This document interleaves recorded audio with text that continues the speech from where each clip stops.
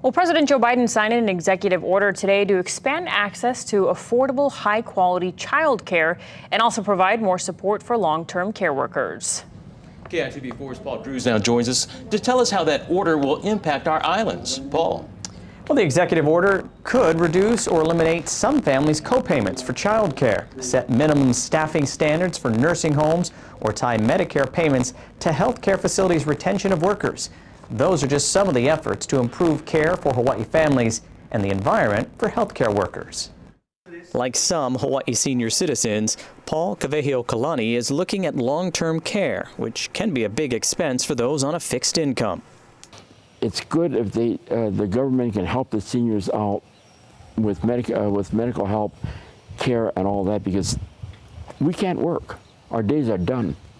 And a lot of us are not at a point where we can be physically able to do everything. Cost is just one of the challenges in getting long-term care in Hawaii. Another is the shortage of employees to take care of patients. The problem we have is staffing. So we have literally about, on any given day, between 250 and 300 available beds, long-term care beds in the state, but we don't have staff for all of the beds that we have. In healthcare facilities, a large majority of long-term care workers are certified nurse aides who earn on average $20 an hour. While there are programs in place to train more of these workers, they're not being trained fast enough to fill the need. And unless something dramatic happens, we probably will be short for maybe another 1 to 2 years. The problem is not just at long-term care facilities, but also for those who provide care at home. We've seen critical challenges across the board in kupuna workforce challenges. About to sign an executive order. President Biden signed an executive order that would consider issuing regulations and guidance to improve the quality of home care jobs, while also providing more resources for family caregivers, and even reallocate federal money to provide more long-term care workers.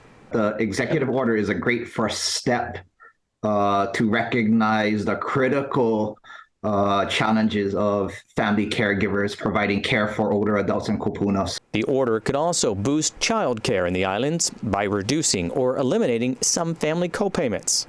Right now, child care costs more than college tuition here in Hawaii, so on average. There could also be more resources devoted to training workers, which, like long-term health care, would then make it more available to additional Hawaii families. We have about 65% capacity of the currently licensed and regulated child care facilities.